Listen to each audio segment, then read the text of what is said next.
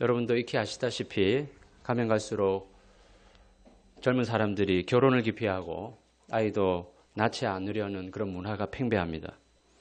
지난 2016년에 통계청에서 미혼 남녀들을 대상으로 조사한 결과에 따르면 결혼을 반드시 해야 된다라고 응답한 비율은 2010년에 64.7%였는데요. 2016년에는 51.9%로 약 13% 정도 떨어졌다고 합니다. 결혼하지 않는 이유에 대해서 결혼의 필요성을 딱히 느끼지 못하겠고 지금의 삶에 만족하기 때문에 굳이 삶의 변화를 주고 싶지 않다는 것이 대체적인 반응이었습니다. 2016년에 경향신문 조사 결과에서도 미혼 남녀의 52.4%가 결혼할 생각이 없다라고 응답했다고 합니다. 특히 여성이 남성들보다 결혼에 더 뜻이 없는 것으로 나타났는데요. 30대 미혼 중에 결혼하지 않겠다는 비율이 여성이 53.9%로 남성 48.8%보다 더 높은 것으로 나타났습니다. 동시대를 살아가는 20, 30대 미혼 남녀들의 약 절반가량이 결혼할 생각이 없다는 것에 대해 여러분은 어떻게 생각하십니까? 실제로 결혼 건수가 2012년부터 꾸준히 줄어들고 있고 1990년대에 우리나라에서 태어나는 신생아 수가 연간 70만 명 되었는데 작년 2017년 통계에 따르면 그 반토막인 36만 명으로 크게 줄었습니다. 전문가들은 2020년대에 들어서면 신생아 수가 더욱 줄어들어서 연간 20만 명대에 불과할 것이라고 전망하고 있습니다. 제가 오늘 설교를 하면서 왜 갑자기 결혼과 출산에 대한 이야기를 하시는지 짐작이 되십니까? 결혼을 하지 않고 아이를 낳지 않으려는 이러한 시대 분위기가 의미하는 바가 무엇인지 성경적으로 살펴보기 위함입니다. 사실 결혼과 출산을 거부하는 시대 흐름은 비단 우리나라만의 문제는 아닙니다. 이미 서구 사회에서는 결혼을 하지 않고 동거를 하거나 독신 생활을 추구하는 사람들이 보편화되어 있습니다. 결혼 제도 자체를 고리타분한 구시대의 유물로 여기면서 타파해야 될 대상으로 보는 사람도 적지 않습니다.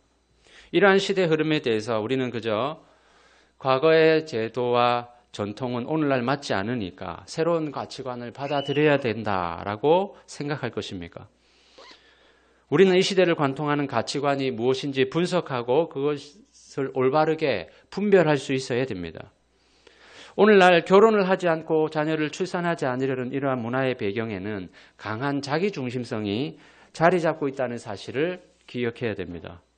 그러면 자기중심성과 결혼이 무슨 관계가 있습니까? 결혼하기 전에는 모든 것을 내 마음대로 하고 내 마음대로 결정하고 살았는데 이제 결혼을 하게 되면 내 마음대로 할 수가 없습니다. 배우자와 상의를 해야 되고 배우자의 뜻을 존중하고 결정해야 됩니다. 자녀가 태어나면 더더욱 내 마음대로 할 수 있는 것이 적어집니다. 그뿐만 아니라 육아라는 만만치 않은 과정을 거쳐야 됩니다. 결혼하지 않으려는 경향은 남성들보다 여성이 더 강한데요. 그 이유는 결혼을 하게 되면 곧 출산도 해야 되기 때문에 직장 생활도 더 이상 못하게 되고 아이가 태어나면 주로 여성들이 육아를 담당해야 되는데 이러한 손해와 짐을 떠안기가 싫다는 것입니다. 어떻게 보면 여성들이 결혼하지 않으려는 이유도 충분히 이해할 수 있습니다. 남성들과 똑같은 교육을 받고 똑같이 회사 생활을 시작했는데 결혼과 출산을 이유로 자기 경력이 단절되고 나중에 복직하려고 해도 마땅히 일할 곳이 없으니까 굳이 그런 손해보면서 결혼할 필요성을 느끼지 못하는 것입니다. 남성들도 결혼을 하려면 먼저 살 집을 마련해야 되는데 자기가 언제 돈을 벌어서 집을 마련하겠으며 또 집을 마련을 한다고 해도 그것은 상당 부분 다 빚일 텐데 그 빚 갚느라 고생해야 될 것 생각하면 차라리 혼자 속 편하게 사는 게 낫겠다는 생각이 듭니다. 또한 결혼해서 처자식 먹여 살려야 되는데 그렇게 아등바등하며 사느니 나 혼자 내 하고 싶은 건 마음대로 하면서 사는 게 좋겠다고 여겨집니다. 그래서 연애만 적당히 하고 즐기면서 남녀 사이에 가벼운 관계만 맺으려고 합니다. 이런 생각을 거슬러 올라가다 보면 나 자신이 제일 소중하다 하는 생각이 자리 잡고 있습니다. 그렇기 때문에 내가 과연 행복해질 수 있겠는가? 내가 손해보지 않겠는가? 이런 것들이 행동의 기준입니다. 물론 인간이 가진 자기중심성이라는 것은 과거에도 있어 왔습니다. 인간은 언제나 자기중심적으로 생각하고 행동해 왔습니다. 그러나 오늘 이 시대만큼 지나치게 자기중심적이지는 않았습니다. 과거에는 결혼을 마냥 좋아서 했습니까? 자식 많이 낳고 키우는 것이 힘든지 몰라서 많이 낳았습니까? 심지어 저희 부모님 세대만 해도 배우자를 스스로 선택하기보다 집안의 어른들이 짝지어 주는 경우가 많았습니다. 오늘 우리 시대의 가치관으로는 도무지 이해할 수 없는 일입니다. 배우자를 자기가 선택하지 않고 남에게 맡기다니 어떻게 그런 일이 있을 수 있겠습니까? 그러나 과거에는 자기보다 더 우선해야 될 가치들이 있었기 때문에 아무리 자기가 무엇을 하고 싶어도 참고 희생해야 된다고 생각했습니다. 그러나 요즘은 나보다 소중한 가치는 없다고 생각하기 때문에 내 인생의 방해거리가 되거나 나를 행복하게 만들지 못하는 요소들은 어떤 것이라도 다 폐기 처분할 수 있다라고 생각합니다. 결혼이 아무리 소중하고 일륜지 대사라 할지라도 내 인생의 방해거리가 된다면 거기에 연연하지 않습니다. 이혼도 마찬가지 아니겠습니까? 결혼이 내 인생을 행복하게 만들어줄 줄 알았는데 오히려 나를 힘들게 한다면 언제든 이혼을 생각합니다. 과거에는 내가 비록 힘들더라도 아이들 생각해서 참고 살았지만 물론 오늘날도 그렇게 참고 살아가는 사람들이 많이 있지만 과거보다 그래도 내 삶이 더 소중하다고 생각하면서 이혼하는 사람들이 과거보다 많습니다. 낙태는 또 어떻습니까? 최근 들어서 낙태를 합법화해야 된다는 목소리가 높습니다. 낙태 합법화를 주장하는 사람들은 낙태를 할지 말지 결정권은 당사자인 여성에게 있는 것이지 국가가 나서서 하라 하지 말라 하는 것은 잘못되었다고 말합니다. 또한 현재의 낙태가 불법으로 규정되어 있기 때문에 안전하지 못한 방식의 낙태가 이루어져서 많은 여성들을 위험에 빠뜨린다고 주장합니다. 이에 대해 낙태 합법화를 반대하는 사람들은 산모의 자기 결정권보다 더 상위에 있는 것이 바로 태아의 생명권이라고 주장합니다. 아무리 산모가 낳기 싫다 할지라도 태아의 생명을 뺏을 권한이 없다는 것입니다. 물론 우리는 낙태를 반대합니다. 사실 낙태를 고려한 여성들의 상당수는 미혼모들인데요. 이들에 대한 따가운 시선과 또 사회 기반 시설의 미비 등으로 인해서 출산보다 낙태를 선호하는 실정입니다. 이런 점을 생각해 볼 때 무조건 반대만 외칠 것이 아니라 이들이 낙태를 고려하지 않도록 제도를 마련하고 그들에 대한 배려가 필요할 것입니다. 어쨌든 중요한 사실은 낙태를 합법화하려고 시도하고 있는데 그 배경에는 결국 태아의 생명보다 내 인생이 더 소중하다는 인식이 깔려 있는 것입니다. 뿐만 아니라 이렇게 부모의 환영도 받지 못하고 태어난 자식은 그 미래가 불행해질 것이다 라는 막연한 진작 속에서 그럴 바에야 차라리 태어나지 않고 지금 태아 때 죽는 것이 훨씬 낫다 하고 자기만의 판단이 깔려 있습니다.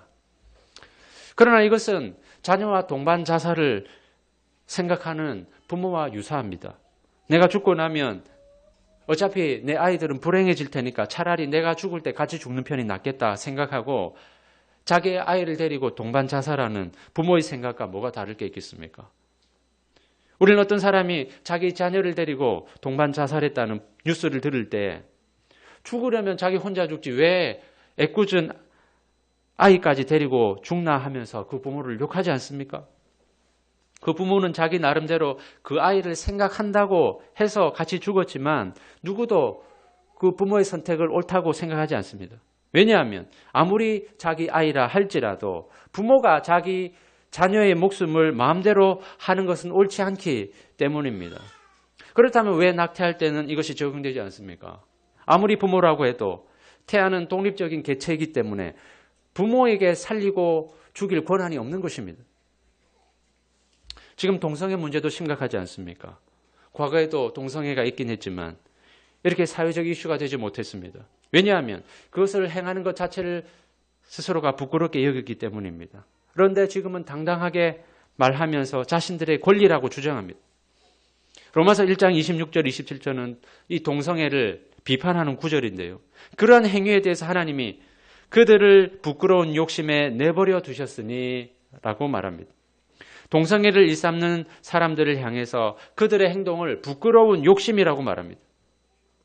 사람이라면 누구나 기본적인 욕구를 가지고 태어납니다. 그 중에는 마음대로 먹고 싶은 욕구도 있고 잠자고 싶은 욕구도 있고 사랑받고 싶은 욕구도 있습니다. 그 기본 욕구 중에 성적인 만족을 추구하고자 하는 욕구도 포함되어 있습니다. 이러한 욕구들은 자연스러운 것이기 때문에 정상적인 방식으로 체험을 받는다면 문제될 것이 없습니다. 그런데 과연 동성애를 정상적인 욕구로 인정하고 받아들일 것인지가 관건입니다. 동성애자들은 이성이 아니라 동성을 사랑하는 것이 뭐가 문제가 되냐는 입장입니다. 대상만 다를 뿐이기 때문에 자신들의 욕구도 인정받아야 한다는 것입니다. 그러나 성경은 그것을 정상적인 욕심이 아니라 부끄러운 욕심이라고 말합니다.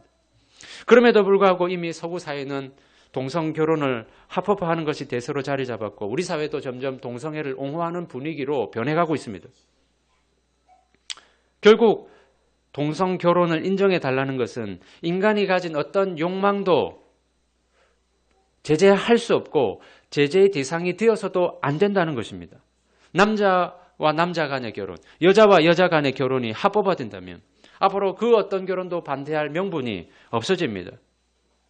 재작년에는 브라질에서 여성 3명이서 동시에 결혼식을 올렸는데요. 이제는 꼭 2사람만이 부부가 될 수 있느냐, 이것조차도 깨어질 판입니다. 사실 동성애가 선천적인 것인지 후천적인 것인지 과학적으로 명확하게 밝혀진 것은 없습니다. 그러나 그것이 선천적으로 타고난 것이라고 해도 그것을 인정해야 될 명분은 될 수가 없습니다. 우리가 흔히 범죄를 잘 저지르는 유형으로 알고 있는 사이코패스는 선천적으로 타고나는 기질의 영향이 크다고 합니다. 그러나 어떤 사람이 범죄를 저질렀는데 알고 보니 이 사이코패스더라 해서 이 사람은 타고나기를 사이코패스 기질을 가졌으니 범죄 저지르는 게 어쩔 수 없지 않느냐라고 말할 수 있겠습니까? 선천적으로 사이코패스 기질을 가지고 있다고 해서 그 사람이 죄를 지을 때 그래 너는 사이코패스를 기질을 가지고 태어났으니 인정해 줄게 하고 죄를 사면해 주지 않습니다. 동성애도 마찬가지 아니겠습니까? 선천적으로 타고났다고 인정해 줄 것 같으면 사이코패스들도 범죄를 지을 때 사면해 줘야 될 것입니다. 세상은 사람들이 가진 욕망을 숨기지 말고 분출하는 것이 솔직한 것이고 옳은 것이라고 말합니다. 그러한 욕망을 절제해야 된다라고 주장하면 인간의 권리를 억압하고 억누르는 반인권적인 세력이라고 몰아붙입니다. 결국 온통 내 권리, 내 욕망, 내 자아실현, 이것이 바로 오늘 우리 시대를 관통하는 핵심 키워드입니다. 최근에 등장한 세대 간, 계층 간, 남녀 간에 빚어지는 혐오 문화 역시 나 중심의 가치관이 빚어낸 악한 문화의 현상입니다. 저는 과거에 남성 중심의 사회에서 억압받았던 여성들이 권리를 되찾고 양성평등의 길로 나아가는 것에 대해서 바람직하다고 생각합니다. 그러나 근래에 들어서 이런 양성평등의 문제가 이상한 방향으로 흐르고 있다고 보여집니다. 여성인권을 주장하는 사람들 중에 일부가 한국 남성들에 대해 지나치게 적대적인 태도로 몰아붙이면서 한남충, 한국 남자들은 벌레다 하고 비하합니다. 반면에 여성 파워가 과거보다 강해지면서 여성들 때문에 피해본다고 생각하는 일부 한국 남성들도 여성들에 대해서 김치녀다 하고 비하합니다. 남녀 간에 서로를 인간 이하로 취급하면서 없어져야 할 대상처럼 여깁니다. 여성들은 여전히 가부장적인 한국 사회에서 남성들이 누리는 기득권이 강력하기 때문에 이것을 타파해야 된다라고 주장합니다. 여성들은 이 사회에 여전히 약자이고 그래서 더 많은 배려가 필요하다고 말합니다. 그러나 여성들 때문에 남성 권익이 침해되고 있다고 생각하는 한국 남성들은 왜 여자들은 군대 보내지 않느냐, 남자들과 똑같이 군복무 시켜야 된다라고 주장하면서 오히려 여성들이 너무 많은 혜택을 요구하고 있다고 불만을 토로합니다. 남성과 여성 간에 서로 자기들이 더 큰 손해를 보고 있다면서 상대방에게 더 많은 양보를 하라고 요구합니다. 이렇게 사회는 가면 갈수록 자기 권리를 주장하면서 그것을 침해하는 것에 대해서 조금도 용납하려 하지를 않습니다. 최근에는 아이를 데리고 다니는 젊은 엄마들을 맘충이라고 조롱하면서 이런 엄마들이 카페나 음식점에 출입하지 못하도록 통제해야 된다는 사람들도 있습니다. 실제로 어떤 가게들은 아이들이 시끄럽게 해서 영업에 방해된다는 명분으로 어린이 출입을 막는 곳도 있습니다. 물론 실제로 가게 영업을 심각하게 방해하는 엄마들도 있을 것입니다. 그러나 모든 아이를 가진 엄마들을 민폐 끼치는 잠재적 대상으로 염두에 두고 출입을 금하는 것은 이 사회가 너무나도 이기적인 방향으로 흐르고 있는 것은 아닌가 대단히 염려가 됩니다. 오늘 본문에서 사도 바울은 말세를 살아가는 사람들의 특징을 여러 가지로 설명하고 있는데요. 가장 먼저 언급하는 것이 바로 자기를 사랑한다는 것입니다. 최근 들어 많이 사용되는 말 중에 YOLO라는 단어가 있는데요. 여러분도 아시다시피 한 번뿐인 인생을 즐겨라 라는 의미입니다. 하고 싶은 대로 하고 살라는 말입니다. 어떤 의미에서는 참 좋은 말이기도 합니다. 일상에서 해야 될 일에 너무 매이고 휘둘리면서 살기보다 자기 행복을 추구하면서 살겠다는 것이 뭐가 나쁘겠습니까? 그러나 문제는 사람들이 점점 오로지 자기 자신, 오로지 자기의 행복, 여기에 매몰되어 간다는 것입니다. 세상은 자기중심적인 인생을 살라고 외치는 데 반해서 성경은 뭐라고 말합니까? 마태복음 16장 24절입니다. 누구든지 나를 따라오려거든 자기를 부인하고 자기 십자가를 지고 나를 따를 것이니라. 내가 제일 소중하니까 나의 행복과 나의 권리를 적극적으로 추구하라 라고 가르치는 세상 속에서 성경은 이와 반대로 자기 자신을 부인하라고 가르칩니다. 자신을 부인한다는 말은 자기를 사로잡고 있는 자기중심적인 태도를 버리라는 말입니다. 우리가 예수님을 믿을 때 제일 큰 걸림돌이 있는데 그것은 다름 아닌 바로 자기 자신입니다. 예수님을 따라가려면 내가 이전에 추구하던 자기중심적인 생활 태도를 다 버려야 됩니다. 그리고 십자가를 지고 따르라 합니다. 나를 따르려면 너의 권리를 포기해라. 그리고 너의 목숨까지도 내놓고 나를 따르라. 주님께서 우리에게 하시는 말씀입니다. 주님께서 이렇게 말씀하실 수 있었던 것은 주님 스스로가 그렇게 사셨기 때문입니다. 예수님은 인간의 몸을 입고 이 땅에 와서 고난받을 이유가 없었지만 성부 하나님 말씀에 순종하셔서 자기 권리를 포기하시고 십자가 고난을 받으셨습니다. 세상 기준으로 보자면 내 권리를 찾고 내 행복을 추구해야지 인간을 대신해서 희생할 필요가 뭐가 있겠습니까? 만일에 예수님부터 자기 권리를 내세우기 시작했다면 여기 있는 우리는 아무도 구원받지 못했을 것입니다. 예수님은 자기 사랑이 아니라 자기를 버리심으로 우리를 구원하셨습니다. 자기를 희생하고 헌신하는 것은 하나님 나라의 중요한 원리입니다. 저는 결혼 생활을 해보니까 가정이 유지되는데 부모의 희생과 헌신이 얼마나 많은 부분을 차지하는가 많이 느끼게 됩니다. 결혼하기 전에는 도무지 알 수 없는 일입니다. 그런데 부모가 되고 보니까 결혼만 한다고 저절로 가정이 바로 세워지는 것이 아니라 많은 노력이 필요하고 특히나 부모가 희생하고 헌신하지 않으면 가정이 엉망이 될 수밖에 없다는 사실을 깨닫게 됩니다. 기저귀 하나 가는 것부터 해서 밥하고 청소하고 아이들 등하교 시키는 것까지 부모가 일일이 간섭하고 챙기지 않으면 아이들은 방치되고 가정은 엉망이 됩니다. 그렇다고 아무리 식구들을 먹여 살린다고 애를 쓰고 집안일 열심히 한다고 해서 누가 알아주기나 합니까? 아무도 알아주지 않습니다. 그런데 부부 중에 누구라도 나는 내 권리를 찾겠다. 내 자식도 내 인생을 방해할 수 없다 하고 집을 뛰쳐나간다면 그 가정이 어떻게 되겠습니까? 저는 하나님이 우리에게 가정을 주심으로 끊임없이 희생하고 헌신하는 법을 배우게 하셨다고 믿습니다. 부모의 끊임없는 희생과 헌신이 화목한 가정을 이끄는 원동력입니다. 그리고 자식이 어릴 때는 몰라줘도 그렇게 자신을 위해서 묵묵히 희생한 부모들을 보고 자란 자녀들이 자라서 효도를 합니다. 그런데 결혼을 했음에도 결혼 관계를 초월해서 나는 자유를 추구하겠다. 나는 내 인생의 행복이 제일 중요하니까 내 마음대로 하겠다 하면 어떻게 되겠습니까? 우리나라에서 대표적으로 자유연애를 추구한 사람이 있다면 가수 조영남 씨가 아닐까 싶은데요. 이분은 2번 결혼을 했지만 자유분방한 생활 태도 때문에 결혼 생활에 다 실패하고 70이 훨씬 넘은 지금까지도 자유연애를 주장하면서 살고 있습니다. 그러면서 자기가 죽기 직전에 자기 옆에 있는 여자에게 유산의 상당 부분을 주겠다고 말하기도 했습니다. 그야말로 자기 하고 싶은 대로 다 하고 산 사람입니다. 그런데 그런 모습을 보고 과연 누가 그 조영남 씨를 존경합니까? 그를 아는 많은 사람들은 그를 향해서 가정을 소홀히 한 무책임한 사람이라고 비판하지 않습니까?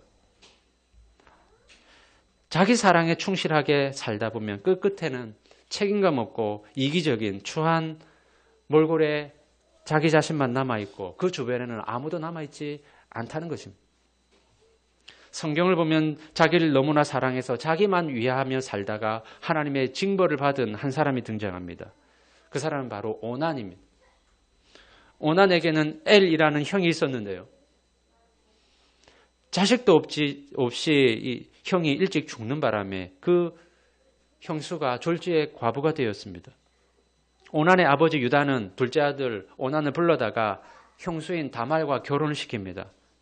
결혼한 형이 자식도 없이 일찍 죽어서 형수만 홀로 남겨진 상황이 되었을 때 그 밑에 동생이 형수와 결혼하는 것을 가리켜서 계대 결혼이라 합니다.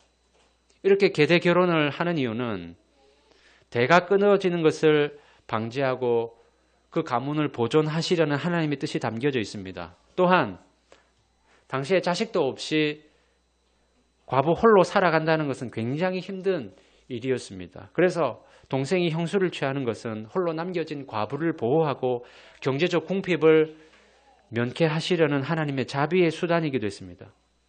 그런데 오난은 형수가 자식을 낳지 못하도록 성관계를 할 때마다 바깥에다가 설정을 합니다. 사실 계대 결혼의 목적은 자식을 낳아서 끊어진 대를 잇는 것입니다. 그런데 오난은 자식을 낳지 않으려고 애를 씁니다. 왜냐하면 오난이 원했던 것은 장자권이었기 때문입니다. 오난의 입장에서 보면 형인 엘이 죽었기 때문에 자신이 이제 유다의 첫째 아들이 된 셈입니다. 장자가 되면 다른 형제들보다 2배나 많은 유산을 물려받을 수 있는 권리를 갖게 되는데요. 문제는 형수가 있다는 점입니다. 만약 형수와 결혼해서 자식을 낳으면 그 자식은 자기 자식이 아니라 형의 자식이 되는 것이고 그 아들이 장자권을 상속하기 때문에 자기에게 장자권이 돌아오질 않습니다. 그러니까 굳이 형수가 자식을 낳도록 돕고 싶지 않았던 것입니다. 그러나 이것은 언약의 대를 잇게 하시고 연약한 과부를 보호하시려는 하나님의 뜻을 정면으로 거스르는 행위였습니다. 오난은 처음부터 자기 욕심을 채울 목적으로 형수와 계대 결혼을 했던 것입니다. 형수가 자식 없이 과부가 되었다고 해서 의무적으로 동생의 계대 결혼을 해야 되는 것은 아닙니다. 그렇기 때문에 오난이 형수와의 결혼을 거부할 수 있었음에도 굳이 결혼을 택했던 것은 장자권을 확보해서 많은 유산을 얻고자 했기 때문입니다. 그러면서 자신이 해야 될 의무인 자식을 낳아서 형의 계보를 이어가는 일은 원천적으로 차단해버렸습니다. 오난은 자기만 사랑하고 자기 이익에만 집착한 사람입니다. 하나님은 이런 오난을 가만두지 않으시고 직접 심판하셔서 죽이십니다. 자신의 이익만 도모하려고 연약한 자를 이용하고 착취한 것은 하나님이 대단히 미워하시는 일입니다. 결국 자기 사랑에 빠져 살아간 한 사람의 결과가 이렇게 비참한 것입니다. 오늘 이 시대에는 나 자신이 소중하기 때문에 모든 것에 앞서서 나의 권리와 나의 이익과 나의 자아를 실현하는 것이 제일 우선시 되어야 한다고 주장합니다. 이것을 제한하고 희생해야 하는 것은 나를 불행하게 만드는 일이 되기 때문에 싸워서 내 권리를 되찾아야 된다고 말합니다.